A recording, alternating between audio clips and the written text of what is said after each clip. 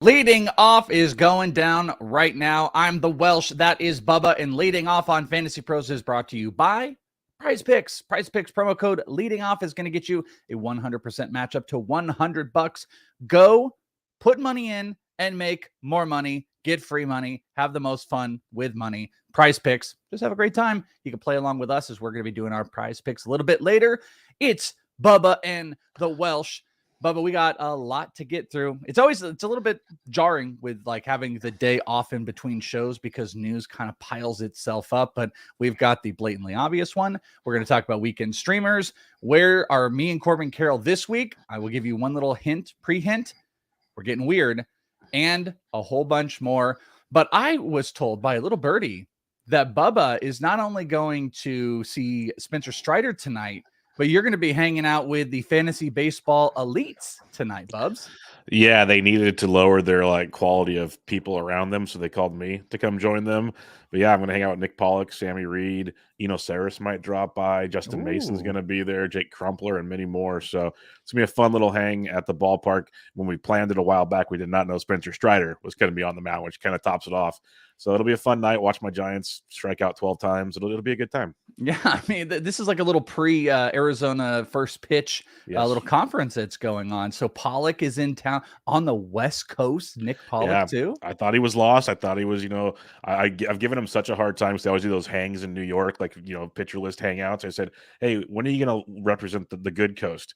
And he always ignores me. And then here he is. He's out here for some personal stuff and decided to watch a game with us. Well, that'll be a lot of fun. That'll be a great group. So send some pictures out there. Make sure you're following Bubs on BD Intric, and hopefully we can get some shots tonight. Pretty damn good game to go to. So that'll be fun. And it's a good reminder too. Any of you guys are the hardcore baseball people. This isn't I have literally no affiliation with the Baseball HQ people or anything, but the First Pitch Conference all going down in November, where you can come out here to Arizona. You can meet Bubs, you can meet me, get hang out, we can have drinks, watch baseball, and have so much fun with the game's top prospects. So even if you didn't do the conference, I'd say come on out for baseball, and you could intertwine in these type of meetups. Speaking of meetups, by the way, did you see the little glow up that Pizza Pia's got right now? Dude, I'm not even going to comment on it because I've made so many jokes about the guy he hosted a show with recently. Well, basically, I just want to put it out there. I was actually texting with him about something I cannot talk about on air, but he's like, I got just doing all this stuff, and he's like, I'm doing a show with Colin Cowherd. Yeah, I was shocked. He posted today too. I thought they were having Colin Cowherd on Fantasy Pros. Him and Erickson were on Colin Cowherd's show. Yeah. So what a freaking glow up for him. I love Colin's tweet though. The Fantasy Pro guys, Joe and Erickson, they really know their stuff with the strong arm emoji. I'm just like, yeah. Baby. You're like, that producer did a good job. That producer that tweeted that for Colin Cowherd did a really good job. Twitter account person does Colin Cowherd's too. So that's what that's where he's at. That's where our Joey has been out there with Colin Cowherd. He's big time. He doesn't need us anymore. He left us in the dust. Daniel Cormier and Colin Cowherd. He doesn't need us, but we need you guys. So we're going to talk about all the stuff and things. Let's get out of the way. I know it's a day old, but we have not had anything happen. Shohei Ohtani. I was live. I don't know if you saw any of this. I was live on CBS when this news broke. We actually didn't even know it happened. And Chris Towers busted in and told us. And it was the craziest 10 minutes of just anything I've ever done. Also because Towers then ended our broadcast and we came back. But absolutely shocked by every facet of the news with Ohtani. And Bubba, one of the biggest things I couldn't stop focusing on, and we're not going to go crazy with Ohtani at the top. We'll just talk a little bit about it. But the craziest thing I couldn't comprehend, and I wanted to know, and we found out, was, well, when did this happen? And what was worse? Did this happen? I mean, we know when it happened, but like the MRI, did they do the MRI after both games or in between? And if they did it in between, why the hell would they let him play? And if they did it after, why the hell would they let him play? It happened in between, we found out. So he was out there. That famous now picture of Ellie poking him and stuff.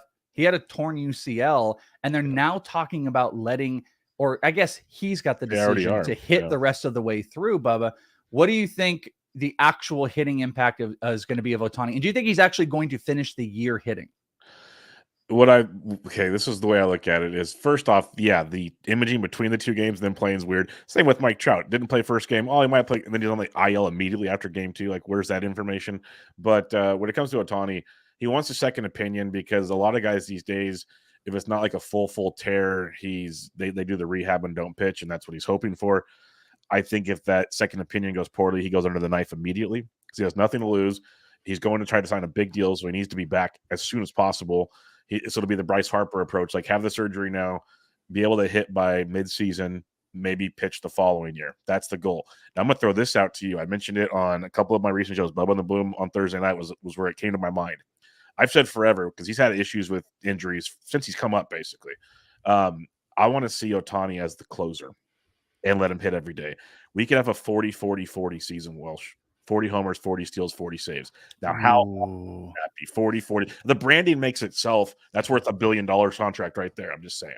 I think that's cool. I'm going to throw that. I actually love that idea. And I've seen a lot of people go out there and say kind of the same thing, that this might be the end of him being a starting pitcher. The only problem is I think everybody's trying to make the decisions for Ohtani where he's not going to let anybody make those decisions. Which is good for him. Everything that he does is going to be on his own track. So if he still wants to be a starting pitcher, no one's going to stop him. Here's my thought. And this is what I said live on CBS.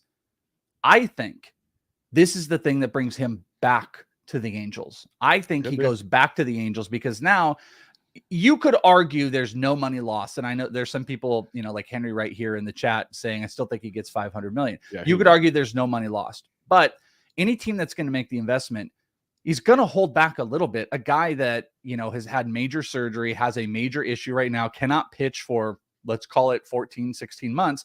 And if his future in their mind is as a closer, that might be worth less in general.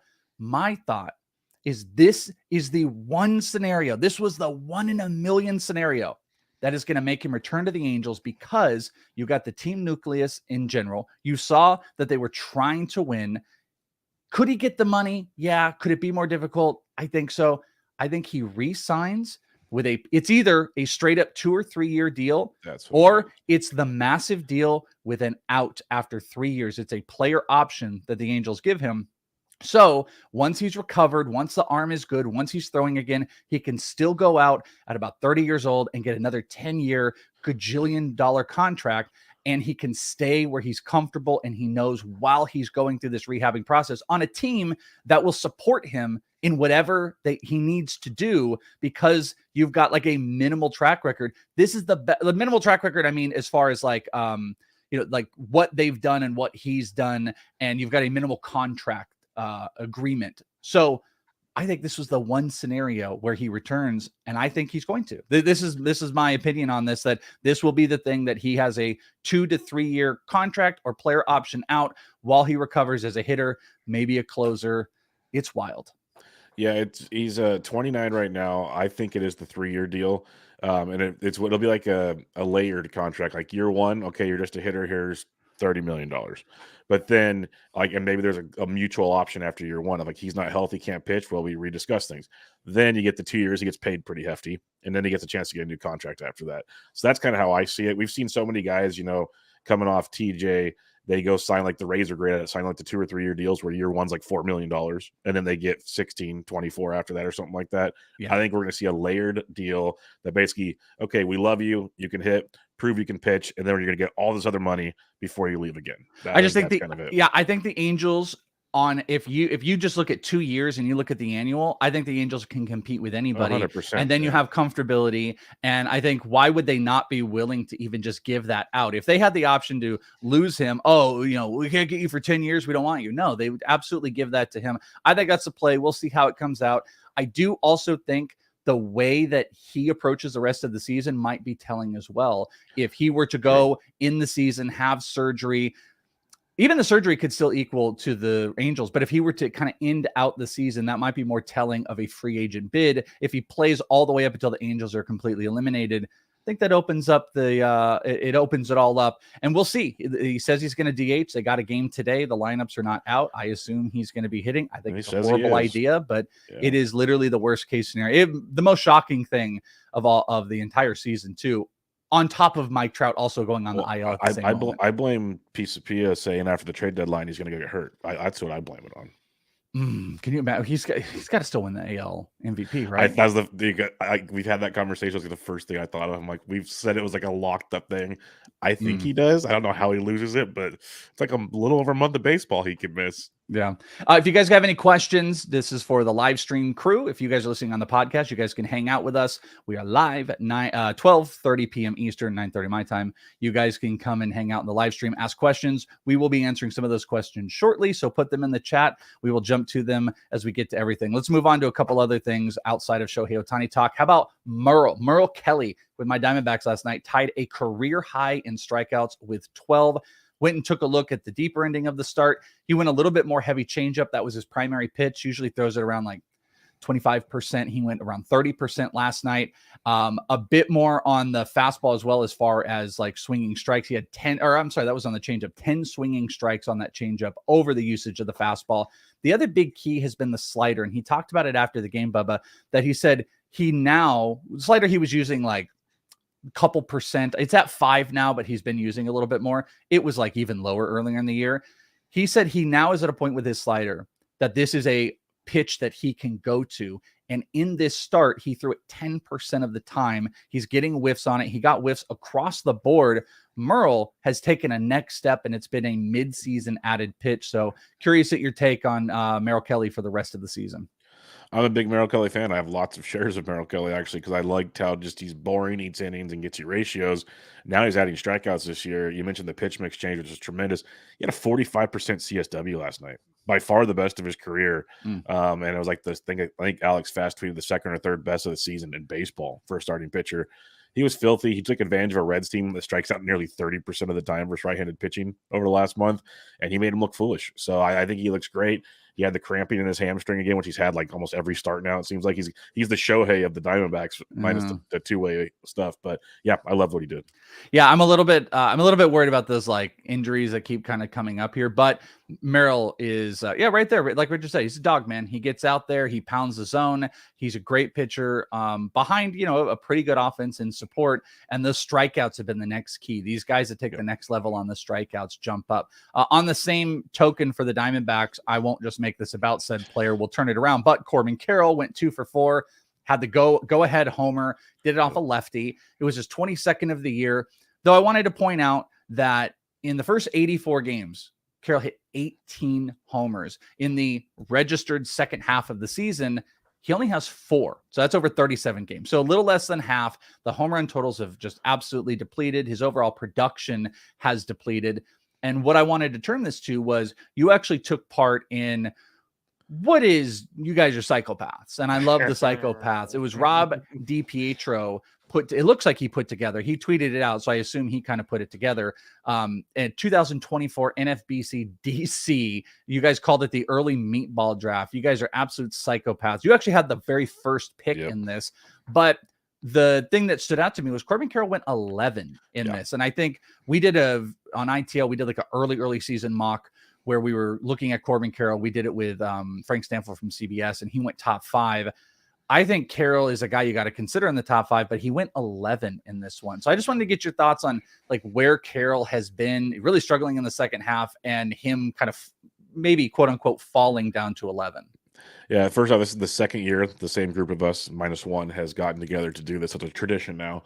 And actually, Ryan Bloomfield and myself, we recapped this whole draft on our show on Thursday night. And this was a topic of conversation because when it came to Corbin Carroll, we both agreed he'd be like if you didn't put Strider up top, he'd be a 4th or 5th pick behind like Julio. Him and Julio are kind of interchangeable at a point. You can kind of make that argument. He fell obviously because of the shoulder injury.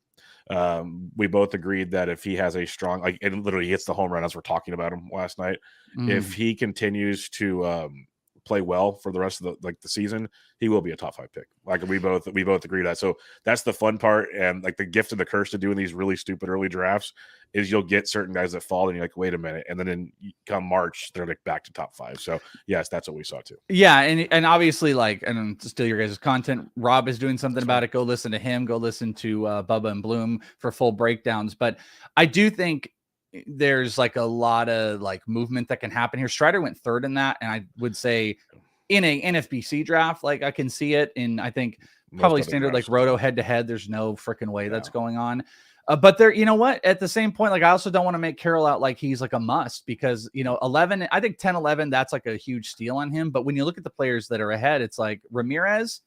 Okay, positional. Freddie Freeman is a monster. Bobby Witt has pushed himself in that. I'm probably taking him over Tatis at this point. But Mookie, Julio, maybe Carroll is going to sit more 8, and it's the second half that's taken him off of it. And it would behoove him and probably a lot of people if he were to have a nice last end of the month where he ends up being a 20 probably like a 25-40 guy. He's a couple stolen bases away from 20-40, but you also might get a discount if he doesn't. And I think he's going to make lots of adjustments this season to kind of recover he said the shoulder's fine, but I thought that was fascinating. One other thing I just wanted to point out, and this is only a carryover if you listen to my stuff and you heard us talking on CBS, we were talking about Corbin Burns. And I kind of pushed back, and I think Frank mentioned this draft. I pushed back on, they were saying like Corbin Burns like being the third pitcher, and I was like, guys, I don't know about that. And something that was in my head that I never brought up was I wanted to ask, who would you take, Corbin Burns or Eury Perez this season? And Bubba so I'm going with it in the third. Yeah. Corbin Burns went in the third round, but you took Eury with the first pick in the fourth round. And there's a part of me thinking next year, if the training wheels are off of Eury Perez, I don't know if I want Corbin Burns over Eury Perez. I know why you would take Corbin Burns. All the things speak to it, but in a format like this, in an NFBC, I might go Eury Perez over. Just your thoughts of like, would you have taken Corbin Burns hands down over Eury had he got there? No, I'm not a big Corbin Burns guy. I've actually started the movement. If you look at Burns, Woodruff, and Peralta, give me Peralta all day out of the 3, especially at his ADP. If you talk about the 3 Brewers pitchers, Burns is great. He's good, I should say, but the pitch clock has not been kind to him, and he had the dominating year, and we haven't seen it since, so I can't take that pick on him. I'll take the chance on Eury, who we've seen elite stuff from. He'll be stretched out to probably 150 innings, brings you great ratios. I'll take my chances there. Yeah, and Red Baron agreed here that he would take Perez over Burns. I think like we're accounting for a lot of safety in there, but that was something when we were having that conversation on CBS. I want we can't make it crazy conversation. I just wanted to be like, guys, I don't think I would take Burns over someone like Eury Perez. I think Burns and Alcantara are a lot closer than Alcantara right next to Eury. That was what was hilarious. Yeah, exactly. So some fun stuff we'll continue to explore as the season kind of goes further in, getting into the offseason, talking about next year. A couple other news and notes. Alek Manoah remains without a definitive timeline to return to the Blue Jays starting rotation. Good. Good. It's funny they sent him out for testing just to see if there's any injuries they missed. That's why he's pitching bad. It was like, Dr. House, can you help me? We can't figure out what's wrong. Well, he returned to the AAA rotation, and that's where he should stay for the rest of the year. Let's not do any of this anymore. Maybe he could be a closer. Maybe just all these failed starters like usual, just put him in a bullpen role. I don't know. The other one, speaking of kind of failed starters, though it was a great career, Steven Strasburg officially retiring, won a World Series MVP, 113 wins, a career 3.24 ERA. By the way, when I say failed starter, just failed at this point. I have always been a defender of Steven Strasburg. Me and Bogman have a long battle of him just crapping on Strasburg. I have always thought the talent was there. He ends shy of 2,000 strikeouts, 35 years old. It's been a just disastrous couple years, but it's actually, this is a great question. I was kind of alluding to this. Wonky says, was it a great career? I think it was a good career. All-star bids, World Series MVP. I think you have to consider that a pretty great career. I say it's a very good / great career. It's not a Hall of Fame career. No, I think that's what people think when they hear great. They think, okay, you're saying Hall of Fame. No, that's not what he is. I think it's an amazing career. He was awesome his rookie season. They sat, but we all know that story. He got his World Series in the end. He got the MVP of the World Series. Basically, I think it's a great career. Yeah, there's a lot of disappointment. It's shrouded in no doubt about a ton of disappointment for sure. But this isn't like Mark Appel. You know what I mean? Like this isn't like the first overall pick that failed. Like this guy won a World Series, MVP, over 100 games won. Not it's just Byron Buxton. That's been disappointing. Yeah, it's just like I think our disappointment is shrouded in our expectations. Our expectations for Strasburg were this is like a maybe 300 game winner and multiple Cy Youngs and that. And it's just his injuries. He couldn't live up to it. And, unfortunately, we're not mad. We're just disappointed. It's just the way it is. Yeah, exactly. That sounds familiar. Quick little rookie lookie. Mason Miller recorded 5 strikeouts, 3 shutout innings on Thursday and a rehab start in AAA. Triple digits. Miller touched triple digits 7 times during that rehab stint and looks like he's going to be poised to be able to join back in some capacity the rotation when rosters expand in September. So are you going to be actively aggressive on Mason Miller, assuming he's going to get a rotation spot? Or do you think maybe it's going to be more of a multi-inning, kind of like how Ryan Pepio is being used right now, which by the way, I'd probably pick up Ryan Pepio. Awesome. Great outing, but which one do you think? Piggyback. Susan Slusser actually covers the A's, tweeted out something that the discussion is like, how about a Waldichuk Mason Miller combo? That'd be perfect. So I see something like that taking place. So I think he's a piggyback. A couple questions, by the way, if anybody in the video sees, like I've got the hair going today. I've done a good hair thing, and but I got like a single hair that keeps getting me, and I'm like slapping my face here. He's worried about one single hair getting his face. I'm worried about finding one single hair on my head. Yeah, it's like driving me nuts over here. It's driving me absolutely nuts. All right, so only a couple questions here. Someone said, Angelo said, who's the bonehead that started JP France in all 5 of his leagues yesterday? Oof, we're going to talk about him in here in just a little bit. Carly said, what's up with Parker Meadows? Should I pick him up? We said this a couple days ago. You should pick him up. 12-team, 5 outfielder. That Parker Meadows was someone you can consider. Should you be aggressive in picking him up? I'd probably still not. But if you've got dead weight out there, hell yeah. Yes, for sure. Yeah, you agree with the hell yeah, right?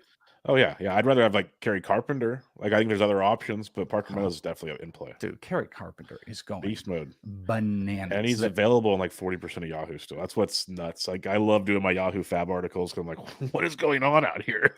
Dude, I mean, this is not a new statement. I think other people have said this. I've said it before, but the Tigers are legit positioning themselves to be next year's Reds. If we always want to do that game 100%. Of who's this year's last year guy, blah, blah, blah, every prospects, who is this year's Cheerio, Ethan Salas. But I want to ask that question. It's the Tigers. I mean, with Kerry Carpenter's break back through, Spencer Torkelson, Riley Green, you got Colt Keith coming up. The pitchers, Drake Skubal is getting healthy. They have a legit shot to be next year's Reds if you wanted to consider that. Lee said, rest of season, Brandon Lau or Ketel Marte? Ketel Marte. Easy? Yeah, I'm not a Brandon Lau guy. His back just keeps me away from him. I'll go. The Rays have quieted down. Yeah, I'll go with Ketel. I mean, the offense, even when Ketel has been struggling, he finds it back. Lots of hits higher in the order and stuff. The answer is Zach Geloff, by the way. Yeah, it's always Zach Geloff.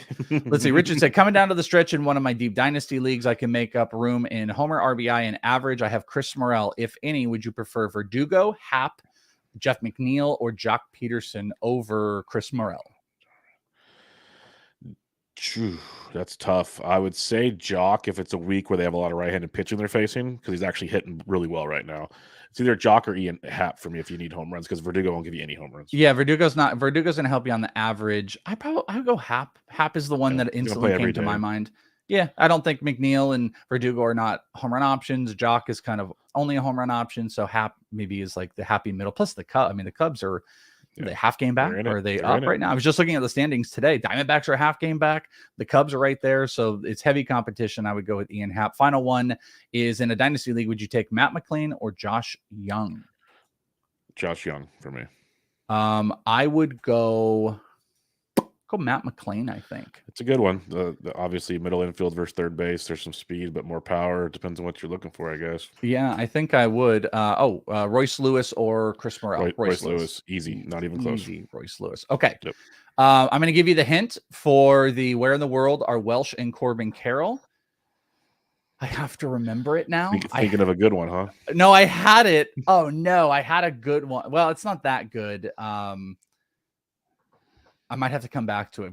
This is a tough one because there are so many things I can say that can give it away. And I had a really good one, so you might have to just bear down here for a minute. Let's see if I can bring it back here. Let's go to the injuries. So, God, what was it? I'm telling you, dude, anything I say, I think it's going to give it away. So I was trying to be sneaky, and I should have wrote it down. On the injury front, Stone Garrett out with a fractured fibula. They had to cart him out of the game. That was brutal. That was rough. That was really rough to see. That was really, really rough to see. Joey Votto on the IL with a shoulder injury, expected back early September. We'll see. Alex Kirilloff is close to starting a rehab assignment. And the Athletics' David O'Brien reports that the Braves haven't yet decided whether Ozzy will be activated this weekend. But what I think that does tell you is next week you can feel good about like a weekly lineup play. You can just put him in there. Go run with it. I have him in one, but it's in a daily league, so you can do that. Friends, let's get to PrizePicks. Promo code leading off. Get you a 100% match up to $100. Setting our PrizePicks. Hopefully you guys want to hang out with us, make some money. Bubba, who's on your PrizePicks today? On the PrizePicks today, we are looking at Kyle Tucker over 7.5 fantasy points. Matt Manning, yeah, that's all you got to say there. Lubob over 8. He's got the combination of Neal and one of the lefties from Oakland. That's all you need to know there. Oakland pitching, and then I like the Brady Singer Wilson under 11 strikeouts. I think one of those guys gets booted early. Worked for me on Wednesday. We'll go with it again on Friday. All right, I did remember my hint. The hint for where in the world are Welsh and Corbin Carroll? Sequel is the hint for Welsh and Corbin Carroll. My PrizePicks for today, I've got Mookie Betts fantasy score 9 over. I'm all on Mookie. I saw someone in the chat mentioning, home run call it today. Yep, Mookie Betts in Fenway. Give me Mookie at 9 over. I'm going with Corbin Carroll 8.5 score. Don't know if I've actually ever hit it when I take Corbin Carroll, but right off the hot train there. Bryce Harper, fantasy score 8.5 over. Bryce has been scorching hot, and they've got some bonus plays with our hot dogs. Strider coming down to 7. Yeah, it's at 8.5. I'm going to go with Strider, and I think they cap you on like how much you can bet on it, but you can make this a 4. And there's 3 of them. There's like Framber. There's another one. Yeah. But this one I could pair with those others, and I could now have a 4-piece one.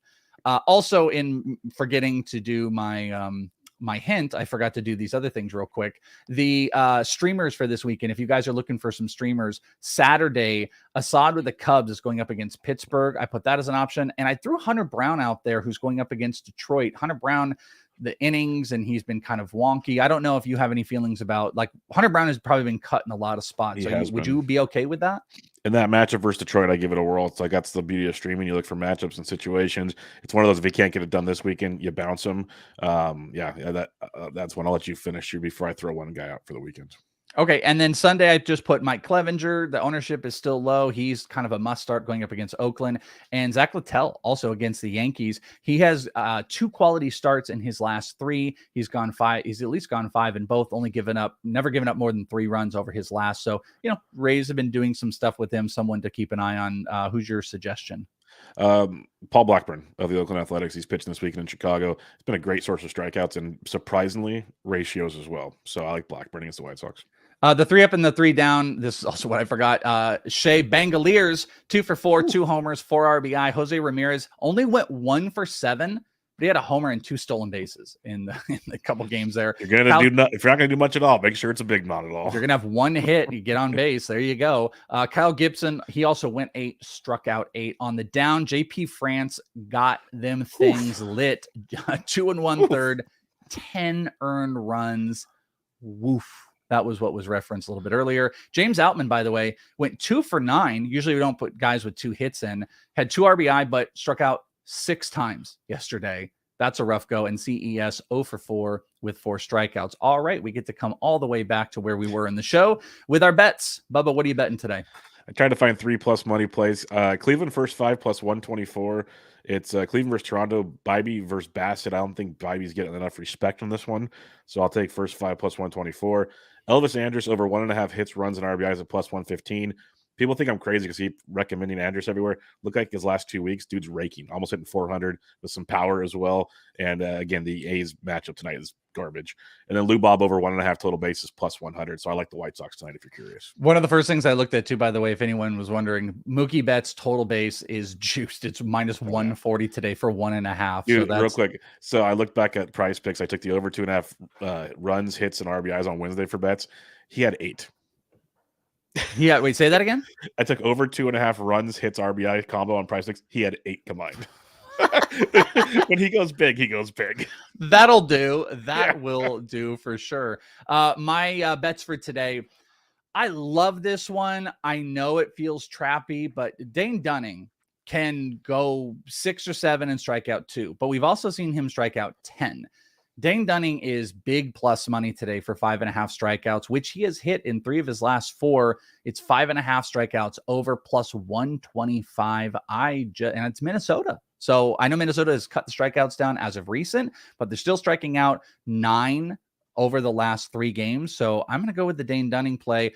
These other couples I played as well. I went with the Houston, Detroit first 5 over total runs. So 4.5 runs minus 135. Houston, Detroit. Framber hasn't been quite as good. Matt Manning has had some blowups. So I'm betting on 5 runs being scored between the 2 teams through the first 5 innings. And then I did a little money line parlay. Love it. Dodgers and Baltimore. Put those 2 together. That pays you plus 160. That is actually one of my favorites of the day. We're going to go DFS, but a reminder, the guess is sequel. And I will say 2023 sequel is your secondary guess for where Corbin and I have visited. Remember, we're getting weird here. Bubba, what's on the DFS slate today? If you want to pay up for pitching, Strider versus the Giants, of course, at 12.8K. Loveco to Singa at only 9.6K in his matchup versus the Angels. And then Brendan Fott at only 5.6 against Cincinnati is criminal to me. The dude's much better than that. So a Singa Fat combo is nice. Stacks love the White Sox versus the A's, as we said. Baltimore versus Freeland. Philadelphia versus Mikolas. Mikolas has fallen off a cliff of late. And then the Mets versus Tyler Anderson, who is not good.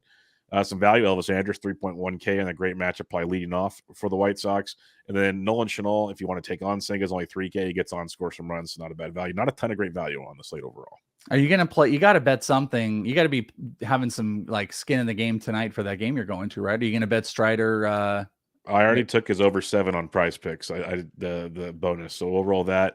Okay. If you want to do a first 5, like I wish they had first 5 strikeouts for Strider. I got to find that. That'd be fun. Ooh, that would be that might be the future. Like over 4.5 or 5.5K, like because he gets them early. He'll strike out the side early. The books definitely don't want to give you like first 5. They're already changing physical looks of like where you find things. They do that in season because there's an edge-ish, whatever you can find an edge in first 5 strikeouts would be wild because it would probably still be like 7.5. You know what I'm saying? Yeah, like because that's the thing. You think he's going to get most of his early, so that's why it'd be interesting. How do you regulate that? Yeah, the only benefit would be like you getting like 1 strikeout less on a player. You know, like that might work for someone like Sandy Alcantara, where a guy that goes 6 or 7 True. Typically, he'd probably still be screwed across the board. Okay, I made this a really hard one.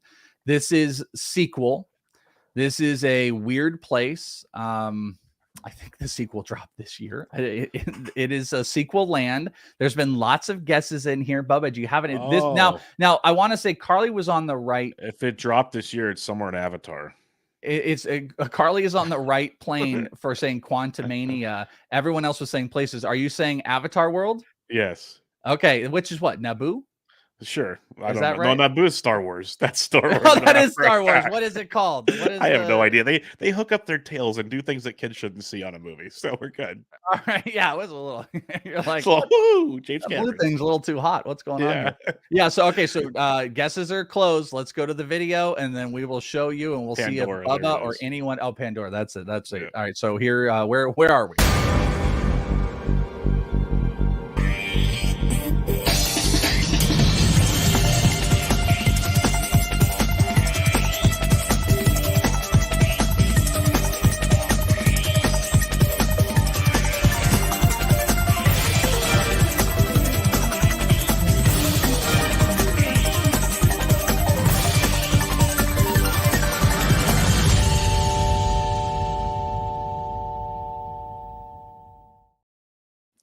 Bubba, you nailed it. We were in Pandora. We're in Avatar world. Look at us. We're so happy. We're seeing all the blue people. We're mining for whatever they have there. We have some jets behind us. We just needed to change it up. Things are getting weird at the end of the season like they do. So me and Corbin Carroll, we were wanting to get his hit right. What better way than to go into space on another planet with a different atmosphere and start hitting some baseballs to get your batting average up. So there you go. We don't even know what it's called. I said, take us to Avatar world. And then this little blue thing with the wings was like, caw, and it took us out. I love it. Absolutely love it. Yeah, that's a great way to kick off a Friday, folks. I thought so too. I 100% thought so. Yeah, now I'm getting killed for Naboo. I just watched Ahsoka the other day, so it's all screwed up in my brain. Yet. Yeah, I mean, I will say this. Definitely no Rebels. You got to know the Rebels show, the cartoon show. Not going to be good for me then. There's a great video I found though, and I can share it with anybody because I didn't watch Rebels. I watched the first season of Clone Wars. There's a great 30-minute video that gives you the entire history of what you need to know setting up into the show, and it made things a little bit easier. But it's definitely a no Star Wars Rebels if you're going to watch this. You could just watch it, but you're not going to know what the hell's going on. So there you go. But I told you things are getting weird. So now September baseball, folks, it's going to get really weird. And multiverses are on the table so anything can happen. We're on the X now, crying out loud. Anything can happen. Yeah, you never know. Me, Corbin Carroll could be Reed Richards. He could be the new Fantastic Four. Home run calls. Speaking of Mr. Corbin Carroll, we got the board here, and I have a surprise for everybody on the board. Would you look at this? Not only is Blue Harvester still in the lead, JJ Tater has gotten a one-run closer. Razor Ramon lives. Razor Ramon, if anybody is wondering. I think I've uncovered it. I think Razor must not like me, because as soon as Joe went away, I think Razor just disappeared. So Razor, I'm glad that Razor is okay, but Razor is alive. And he got 2 homers. So he's up still in third. Hoffman at 41, bench warmer with 41. Randy's there. And me and Wonky have moved down. We both have 38. We are tied 9th and 10. So we are down there at the bottom, almost falling off there. So yeah, and I don't know if he had Judge, but hopefully Razor is good. Hopefully you guys are good and you guys can partake. As always, if you guys are a part of the Fantasy Pros Discord, so make sure you get in on the premium and you can have so much fun with us while we're doing that. And one of those guys is going to win that Corbin Carroll autographed helmet. Who's your home run call for the today, Bubs? Give me Lou Bob. It's a good weekend to be a Chicago White Sox facing that Oakland Athletics pitching. This is the easiest call for me. Richard already called it for me. Yep. Home run is Mookie Betts. I'm taking Mookie Betts for the weekend in Fenway. I think I'm getting 2 or 3 of them. Hopefully other people are not picking. So I'm going big on Mookie Betts. A lot of Star Wars talking here too, by the way. So I see nerds. I love it. Yeah. Hey, listen, love the nerd Star Wars. stuff. I love Star Wars. I was being sarcastic.